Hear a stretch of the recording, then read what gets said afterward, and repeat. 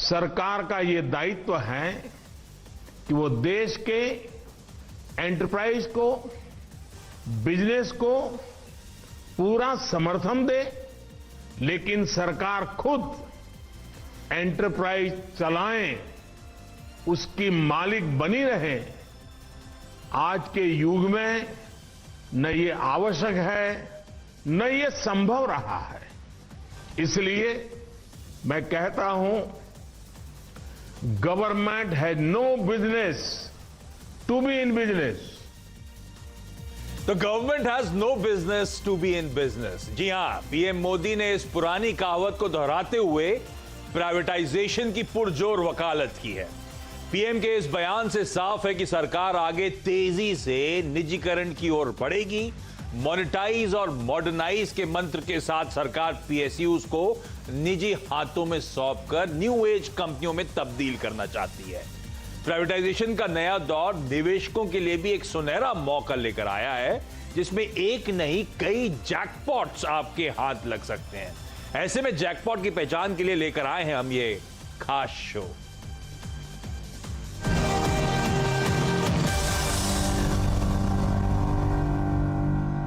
तो शो का नाम समझ गए होंगे आप लोग, पीएसयूज, पावरी हो रही है। तो पावरी तो हो रही है, स्क्रीन पे आप देख रहे हैं किस तरह से पीएसयू स्टॉक्स पिछले कई दिनों से एक्टिव थे और अनाउंसमेंट्स के बाद तो और आग लगती हुई नजर आई है। तो इस पावरी में हम सबको पार्टिसिपेट करने के मौके ढूंढने हैं। तो बेहतरीन स्टॉक्स, कई सारी अंडरवैल्यूड पीएसयूज, सही स्टॉक्स आइडेंटिफाई कर लिए तो बढ़िया कमाई हो सकती है। इस प्राइवेटाइजेशन की जो दौर की शुरुआत होने की बात करी जा रही है, तो ऐसे स्टॉक्स आइडेंटिफाई करने के लिए आप लोग को आपकी स्क्रीन पर हमारे 3 देश के जाने माने फंडामेंटल एक्सपर्ट्स नजर आएंगे। अरिहंत कैपिटल के Ashish Maheshwari, Motilal Oswal Financial Services Limited के हेमांग जानी और मार्केट एक्सपर्ट सुदीप बंदोपाध्याय। आप सबका स्वागत है। और वाकई government has no business to be in business. Specifically PM ने कहा कि गवर्नमेंट की रिस्पॉन्सिबिलिटी है सपोर्ट करें, इंकरेज करें बिजनेसेस को, एंटरप्राइजेस को, और नॉट नेसेसरली सरकार उन कारोबारों को रन भी करे। ये क्लियर कट बात सामने निकल कर आई थी। और सुदीप सर, ये वेबिनार में जो पीएम के स्टेटमेंट सामने आए, ये हाईलाइट करते हैं कि शायद अब जो सरकार का की रिफॉर्म इनिशिएटिव होगा, शायद यही प्राइवेटाइजेशन होने वाला है ना? बिल्कुल सही आपने फरमाया, और ये it was in the making for some time. अगर आप देखेंगे तो पहले जो बीजेपी की सरकार आई थी अटल बिहारी वाजपेयी के नेतृत्व में, वहां पे डिसइन्वेस्टमेंट में ऐसा ही एक पॉलिसी स्टैंड लिया गया था, जिसके जरिए बहुत सारे पब्लिक सेक्टर अंडरटेकिंग्स उस जमाने में अरुण शौरी के नेतृत्व में डिसइन्वेस्टमेंट मिनिस्ट्री ने प्राइवेटाइज किए थे। उसके बाद कुछ थोड़े क्रिटिसिज्म आए थे, और शायद बीजेपी नए जो सरकार आए मोदी जी के नेतृत्व में, वो थोड़ा वहां पे कॉशियस थे। पर अब एक वक्त आ गया है जब आई थिंक ये करना बहुत जरूरी है। और देखिए, जो प्रधानमंत्री जी ने जो कहा है बिल्कुल सही बात है। ये कोई भी ठंडे दिमाग से सोचेगा तो ये साफ है, सरकार का रोल है सपोर्ट करना इंटरप्राइज को। और कुछ क्षेत्र ऐसे होते हैं जहां पे प्राइवेट सेक्टर आगे नहीं आ रहा है, वहां पे आगे चल के कुछ क्रिएट करना। पर एक बार क्रिएट हो जाए, सक्सेसफुल हो जाए, उसके बाद सरकार को वहां से निकलना चाहिए, क्योंकि बहुत सारे और एवेन्यूज हैं जहां पे सरकार को खर्चा करना है। आज कोविड के स्थिति में, कोविड के बाद सरकार को ग्रोथ के लिए, डेवलपमेंट के लिए बहुत कुछ काम करना है।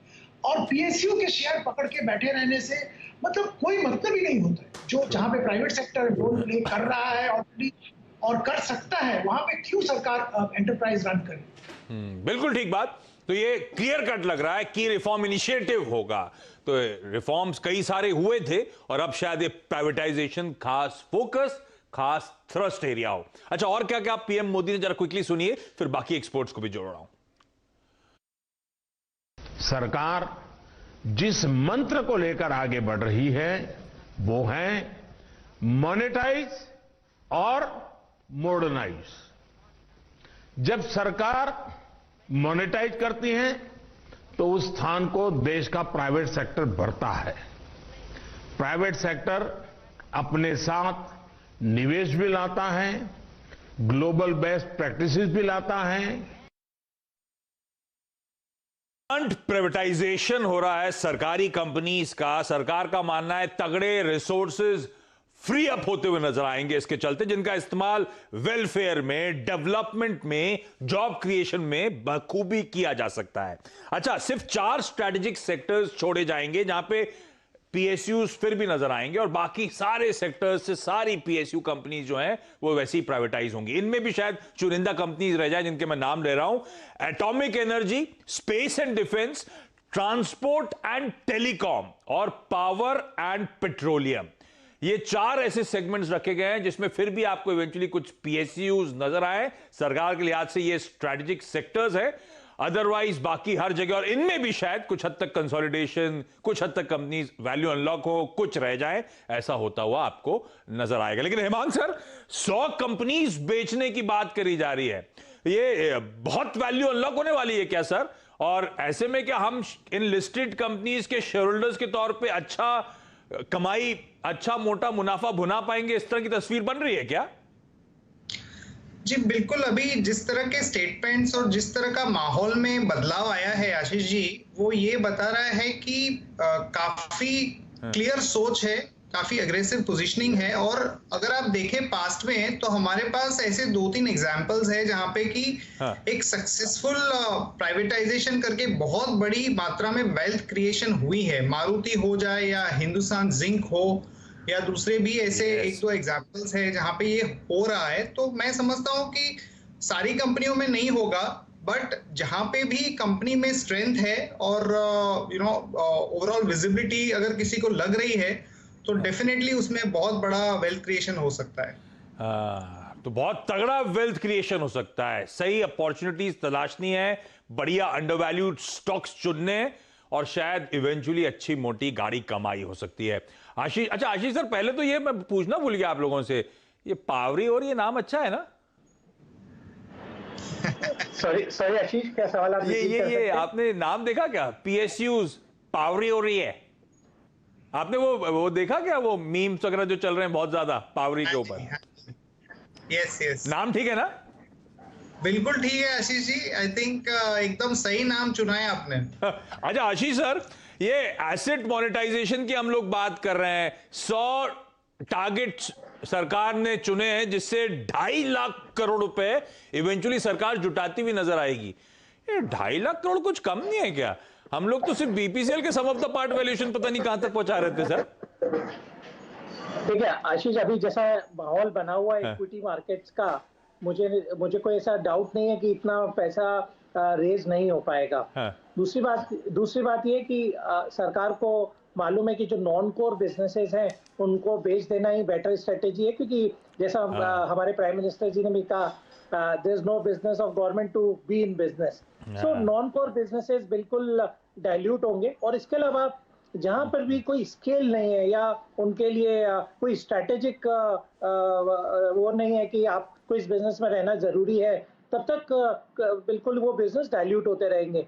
तो मेरा मानना है कि यदि आप जैसे भारत अर्थ मूवर्स की बात करें या बीपीसीएल की बात करें, यदि ये प्राइवेट सेक्टर के पास में कुछ साल पहले चले गए होते तो आज इनका स्केल ही बिल्कुल बदल गया होता। जो हमने दूसरी कंपनियां जहां पर भी डिसइन्वेस्टमेंट हुआ और प्राइवेट सेक्टर ने पार्टिसिपेशन किया, वहां हमने आउटपुट देखा। तो मेरा बिल्कुल सोच ऐसा ही है कि ये सही समय है जब जो डिसइन्वेस्टमेंट के थ्रू ज्यादा से ज्यादा सरकार पैसा रेज करे। क्या ख्याल है सरकार का? सबकी तरफ से एक थम्स अप आता हुआ, बिल्कुल कोई बिजनेस नहीं है सरकार का इन बिजनेसेस को ओन करना, इन बिजनेसेस को चलाना और इन बिजनेसेस में लगातार पैसे झोंकने का, हमारे टैक्स पेयर्स मनी।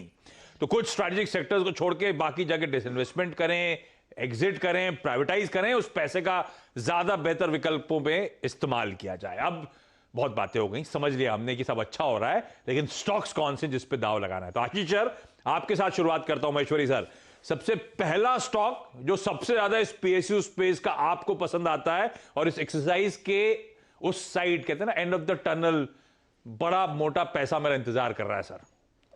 जी, सबसे पहला मेरा पिक रहेगा बीपीसीएल आशीष।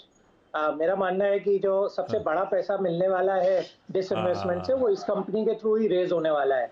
तो आज 1 लाख करोड़ के मार्केट कैप पे बीपीसीएल काफी अभी भी अंडर वैल्यूड है, और मेरा मानना है कि जैसे जैसे डेट पास आएगी ये यहाँ से आपको 20% का रिटर्न तो बिल्कुल आंख बंद करके देने ही वाला है। सो सबसे सेफेस्ट बेट रहेगा बीपीसीएल। लास्ट क्वार्टर के नंबर्स भी कंपनी ने काफी अच्छे पोस्ट किए थे, और चूंकि अब क्रूड का साइकिल एक रिबाउंड हुआ है, $50 से एक क्वार्टर में क्रूड बढ़ के $65 तक हो गया है, तो जो इन्वेंट्री गेन, जो मार्केटिंग मार्जिन हैं, वो बीपीसीएल के काफी अच्छे रहने वाले हैं। और लास्ट क्वार्टर के तो आपने नंबर्स देखे ही, फिनोमिनल नंबर्स थे। तो मेरा सलाह रहेगी बीपीसीएल को, बिल्कुल आज जरूर स्टॉक काफी भाग गया है, फिर भी अभी भी बाय करें, ये आपको स्टॉक 500 रुपए के पार मार्च महीने में ही देखने को मिल सकता है। 550 के टारगेट, तो 500 के पार इस मार्च के महीने में ही अगले महीने आपको नजर आएगा, और इवेंचुअली 550 तक के टारगेट, और 550 अच्छे खासे यहां से 20% से ज्यादा के रिटर्न्स इमीडिएट तौर पे स्टॉक में देखने को मिलेंगे। लेकिन आशीष सर, ये बीपीसीएल का डिसइन्वेस्टमेंट वाकई इतना आसान है क्या? क्योंकि सरकार को अपनी स्टेटेड पॉलिसी बड़ी क्लियर करनी पड़ेगी, है ना, कि प्राइसिंग में इंटरवेंशन नहीं होगा, नहीं तो फिर तो गड़बड़ा जाएगा मामला जो भी खरीदेगा इस कंपनी को। बिल्कुल, मेरा मानना है कि जैसे जैसे ये चीजें इवॉल्व होंगी, डिसइन्वेस्टमेंट पास आएगा, तो जब ये सवाल जो भी स्ट्रेटेजिक इन्वेस्टर आएगा सरकार से पूछेंगे कि क्या प्राइसिंग पॉलिसी रहेगा, तो बिल्कुल इन सब चीजों का क्लैरिफिकेशन आएगा। बट ये बिल्कुल एक मार्की एसेट है, आशीष, ये समझना चाहिए, जिसके लिए बिल्कुल काफी बड़ी बिड्स आने वाली हैं, और मुझे नहीं लगता कि यहाँ पे प्राइसिंग को लेकर कोई हिचक होगी किसी के लिए। बिल्कुल सही, और स्टेटेड पॉलिसी में अगर वाकई कोई क्लैरिफिकेशन आता है तो इसके पीयर सेट्स को भी आप लोग रडार पर रखिएगा। लेकिन बीपीसीएल इस समय स्ट्रैटेजिक डिसइन्वेस्टमेंट का सबसे बड़ा कैंडिडेट आपकी स्क्रीन पर, इस स्टॉक को रडार पर रखना है। अच्छे मीनिंगफुल रिटर्न्स इमीडिएट तौर पे मार्च के महीने से ही आपको यहां पे देखने को मिल सकते हैं। हिमांग सर, आपका सबसे प्रेफर्ड सरकारी कंपनी का बेट कौन सा है सर? आशीष जी, मेरा प्रेफर्ड कंपनी पीएसयू में सेल रहेगा, और स्टील अथॉरिटी के नाम से सब लोग इससे जानते हैं। और जिस तरह का हम रिवाइवल मेटल सेक्टर के अंदर देख रहे हैं, और प्राइसिंग एनवायरनमेंट है, आपको एक एग्जांपल देता हूं। अभी 30,000 करोड़ की मार्केट कैप है कंपनी की, और क्वार्टर के अंदर ही लगभग 5,000 करोड़ की प्रॉफिट इसने दिखाई है। तो ये नॉर्मली क्या होता है कि मेटल और जो कमोडिटीज है उसमें वॉलेटिलिटी होने के कारण लोग इसको पसंद नहीं करते हैं, पर इस तरह का अगर 2 और क्वार्टर में नंबर्स आने लगेंगे तो काफी अट्रैक्टिव प्रपोजिशन ये हो सकता है। और हमारा ये मानना है कि इंटीग्रेटेड कंपनी है, इवेंचुअली अगर इसको डाइवेस्टमेंट अगर इसका होता है तो बहुत जबरदस्त वैल्यू क्रिएशन अपॉर्चुनिटी हो सकती है एग्जिस्टिंग मेटल कंपनीज के लिए। तो ये कंपनी हमें काफी पसंद है, उसमें डेट रिडक्शन भी हुआ है। और हमारा जो टारगेट है, क्योंकि हमने पिछले क्वार्टर के टाइम पे इसका सेट किया था, तो वो 81 है, जो बहुत ज्यादा अपसाइड नहीं दे रहा है, पर ये अगर साइकिल थोड़ी अच्छी चलेगी तो इसमें बहुत बड़ा अपसाइड का पोटेंशियल बना रहेगा। Steel authority of India limited, साल के लो से वाकई बड़े तगड़े रिटर्न्स, और अभी भी यहां पे पार्टी बाकी है। सेल 80 रुपए के पार जाता हुआ नजर आएगा, यानी कि अच्छे खासे रिटर्न्स इन लेवल से भी ये सरकारी कंपनी देने का दमखम रखती है। और वाकई मेटल्स बहुत स्ट्रांग अप साइकिल में वैसे ही नजर आएंगे। कमोडिटीज मल्टी ईयर हाईज छू रही हैं बेस मेटल्स, और उसका फायदा भी इन तमाम कंपनीज को मिल रहा है। तो सरकारी प्लस सेक्टर टेलविंड के चलते सेल 80 प्लस के लेवल्स के लिए यहां पे अप्रोच करिए। सुदीप सर, आपका सबसे प्रिफर्ड सरकारी कंपनीज में बेट सर? देखिए, मैं कुछ दिनों से ही इस स्टॉक पे बहुत ही भरोसा रख रहा हूँ, और ये बेहतरीन कंपनी पीएसयू सेक्टर में बाकी क्षेत्र में, बाकी कंपनीज में जो खामियां हैं इसमें वो नहीं है। भारत इलेक्ट्रॉनिक्स दिग्गज कंपनी है डिफेंस इलेक्ट्रॉनिक्स में, और जैसे जानते हैं कि सरकार का स्टेटेड पॉलिसी है डिफेंस मेक इन इंडिया, और इलेक्ट्रॉनिक्स एरिया जो डिफेंस है उस पर बहुत बड़ा सरकार का फोकस है। प्राइसिंग जो स्ट्रैटेजी है इसका वो भी चेंज हुआ है, कॉस्ट प्लस कर दिया गया है सरकारी कॉन्ट्रैक्ट्स के लिए, और उसमें सारे फैक्टर्स कंसीडर किए गए हैं। तो company will not be at a disadvantage, बहुत ही स्ट्रॉन्ग बैलेंस शीट है, और आने वाले दिन में इस लेवल से सिग्निफिकेंटली अपवर्ड मूवमेंट की संभावना हम देख रहे हैं। ऑर्डर बुक बहुत तगड़ा ऑर्डर बुक है, आने वाले दिनों में और भी ऑर्डर्स मिलने वाले हैं, वो क्योंकि डिफेंस में इंडिया में मैन्युफैक्चर का फोकस है। जो फॉरेन कंपनीज हैं उनके लिए भी एक प्राइज्ड एसेट हो सकता है अगर सरकार इसमें डिसइन्वेस्टमेंट या कुछ share holding, bulk share holding private companies को देने की सोचे। तो विद और without disinvestment BEL is my pick 150 से 75 रुपए का टारगेट लेके एक साल के लिए चल सकते हैं यहाँ पे। और अगर डिसइन्वेस्टमेंट जैसा कुछ स्टेप सरकार की तरफ से लिया गया तो ये एक नया चेहरा में उभर सकता है। तो डिसइन्वेस्टमेंट नहीं भी कर रही सरकार तो एक साल में 25% के अपसाइड, और डिसइन्वेस्टमेंट की कोई भी हवा लगी तो तेजी पे आग लग सकती है। स्टॉक में बहुत वैल्यू है और वैसे भी बीईएमएल का स्ट्रैटेजिक इन्वेस्टमेंट की तैयारी तो चल ही रही है, तो अगर वहां पे चल रही है तो उसका रब ऑफ तो बीईएल में वैसे ही आपको देखने को मिलेगा। 250 के लेवल्स आपकी स्क्रीन पर। 3 स्टॉक सरकारी कंपनीज हमने डिस्कस कर ली। बीपीसीएल आपकी स्क्रीन पर है, बीईएल और सेल। इसके अलावा 3 और बेहतरीन पिक्स बची हैं, लेकिन ब्रेक के उस पार उन पे चर्चा।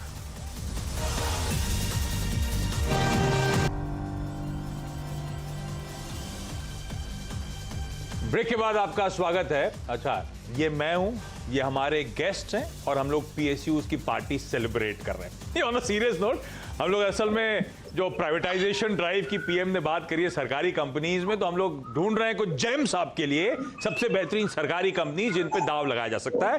3 स्टॉक्स पे चर्चा हो गई, क्विकली अगले स्टॉक्स की बात कर ली जाए। आशीष सर, ये बीपीसीएल के बाद अगला कैंडिडेट कौन सा? जी, दूसरा स्टॉक भी मेरा बी से ही शुरू होता है आशीष। ये बीईएमएल। अच्छा, जरूर इस स्टॉक में डिसइन्वेस्टमेंट करके सरकार को कोई बहुत ज्यादा पैसा तो नहीं मिलेगा, क्योंकि मार्केट कैप 4-4.25 हजार करोड़ का ही है। बट सरकार ने एक स्मार्ट काम ये किया कि उनके जो रियल एस्टेट एसेट है उसको अलग कर दिया है, और ये जो एज अ बिजनेस है उसको ही डाइवेस्ट करेंगे। बट फिर भी कंपनी के पास में जो मेजर एडवांटेज है कि मेक इन इंडिया होने के कारण से जो सरकार का इनिशिएटिव है, जितने भी बड़े डिफेंस के और एरोस्पेस के ऑर्डर है वो इस कंपनी को ही आने वाले हैं। तो मेरा मानना है ये स्टॉक बिल्कुल एक री रेटिंग के लिए ड्यू है। अभी भी जो ओरिजिनल उनका आईपीओ आया था उससे कम प्राइस पे स्टॉक अवेलेबल है। और इसके अलावा इसमें चूंकि सरकार 26% हिस्सेदारी डाइल्यूट कर रही है, तो इसका ओपन ऑफर भी आएगा। तो मेरा मानना है वो ओपन ऑफर कम से कम 1300 या उसके ऊपर के प्राइस पे आप देखेंगे। तो अभी भी इस रैली के बाद भी मेरी इस स्टॉक को बाय करने की सलाह रहेगी। मुझे याद है जब पिछली बार स्ट्रैटेजिक डिसइन्वेस्टमेंट की बात हुई थी तो स्टॉक कहां तक चला गया था, तो उससे तो अभी भी कहीं नीचे आपको इस समय ट्रेड करता हुआ नजर आएगा। तो बीईएमएल, बीपीसीएल के बाद बीईएमएल वो स्टॉक है जिस पे दाव लगा रहा है। सुदीप सर, आपकी तरफ से अगला स्टॉक कौन सा बीईएल के बाद? जी, एक दिग्गज स्टॉक जो माइनिंग एंड मेटल स्पेस पे है, और जैसे हम जानते हैं माइनिंग में बहुत अच्छा अपस्विंग चल रहा है। आयरन ओर जो एनएमडीसी प्रोड्यूस करता है, आयरन ओर में हम लोगों का मानना ये है कि ग्लोबल प्राइसेस एक लेवल पे पहुंच गया है और इसी लेवल के आसपास अगला 3-4 साल रहेगा based on the demand supply. ये $100 पर टन के आसपास रहेगा। और एनएमडीसी का प्रोडक्शन बढ़ रहा है, दोनीमलाई माइन को लेके जो अनसर्टेनिटीज थे वो दूर हो रहे हैं। इन्होंने कस्टमर बेस डाइवर्सिफाई कर लिया है, और स्टील प्लांट जो था वो सेपरेट होने के कारण इनका वर्किंग कैपिटल में बहुत अच्छा इंप्रूवमेंट हो जाएगा। ओवरऑल हम लोगों को लग रहा है करंट लेवल से करीब 150-60 तक जा सकता है एक साल के अंदर। यहाँ पे जरूर खरीदारी कर सकते हैं। यहाँ पे भी मैं वही बात दोहराऊंगा कि डिसइन्वेस्टमेंट, नो डिसइन्वेस्टमेंट, ये बहुत अच्छा स्टॉक है। डिसइन्वेस्टमेंट और नो डिसइन्वेस्टमेंट एनी विच वे इस कंफर्ट देता है, और डिसइन्वेस्टमेंट की अगर बात सामने आ गई तो शायद होपफुली ये स्टॉक्स और तूल पकड़े। तो कंफर्ट जोन में 150 के टारगेट्स के अप्रोच करिएगा। और इंटरेस्टिंगली आपकी स्क्रीन पे हेमांग सर आएंगे, और हेमांग सर ने भी एनएमडीसी ही चुना है, तो वो एक कंसेंसस बेट है। हेमांग सर, आपके टारगेट्स क्या हैं और आपको क्यों पसंद आ रहा है? सो आशीष जी, बेसिकली ये इसका जो टारगेट प्राइस हमारा है वो 140 का है। इसमें काफी अपग्रेड की पॉसिबिलिटी रहेगी। जस्ट 1-2 एक्स्ट्रा पॉइंट जो मुझे पसंद है वो ये है एनएमडीसी के कि ये डेट फ्री कंपनी है, इसके रिटर्न रेशियोज काफी अच्छे हैं, और 8.5% के डिविडेंड यील्ड पे कंपनी मिल रही है। तो ये सारे जो पॉजिटिव्स है वो रेयरली आपको कोई कंपनी में मिलेंगे, जहां पे आपको ग्रोथ भी दिख रहा है, डिविडेंड यील्ड भी है, डेट भी नहीं है, और डाइवेस्टमेंट रिलेटेड ट्रिगर्स तो रहेंगे ही रहेंगे। तो ये काफी अच्छा कंपनी रहेगा from a PSU basket point of view. Okay, तो एनएमडीसी 140, 150 के टारगेट्स, 2 एक्सपर्ट्स को पसंद आता है ये सरकारी स्टॉक, ये सरकारी कंपनी। हमारे पास 6 बेहतरीन पीएस, 6 नहीं, एक तो कंसेंसस है, तो 5 बेहतरीन पीएसयू स्टॉक्स आपकी स्क्रीन पर। जो प्राइवेटाइजेशन की बात करी जा रही है, जो रिफॉर्म पुश की बात करी जा रही है, उसका बड़ा फायदा आपको यहां पे देखने को मिलेगा। और प्राइवेटाइजेशन और नो प्राइवेटाइजेशन, ये स्टॉक्स वैसे ही बहुत अच्छी सरकारी कंपनियां हैं जो कंफर्ट देती हैं। तो सेल हुआ, एनएमडीसी हुआ, बीपीसीएल हुआ, बीईएमएल हुआ और बीईएल हुआ। इन स्टॉक चाहे तो क्लिक करके इमेज रख लें, नोट डाउन कर लें। ये वो सरकारी कंपनीज हैं जिनको हमें रडार पर रखना है, जिनमें आज भी खरीदारी करने के बेहतरीन मौके। सुदीप सर, आशीष सर, हिमांग सर, आप सबका बहुत बहुत धन्यवाद वक्त निकालने के लिए, इस पार्टी में हमें कुछ बेहतरीन पिक्स देने के लिए, और आप सबका इस खास पेशकश को देखने के लिए बहुत बहुत धन्यवाद। लेकिन बने रहिए सीएनबीसी आवाज पर, न्यूज कवरेज इस ब्रेक के उस पार भी कंटिन्यू करेगा। नमस्कार।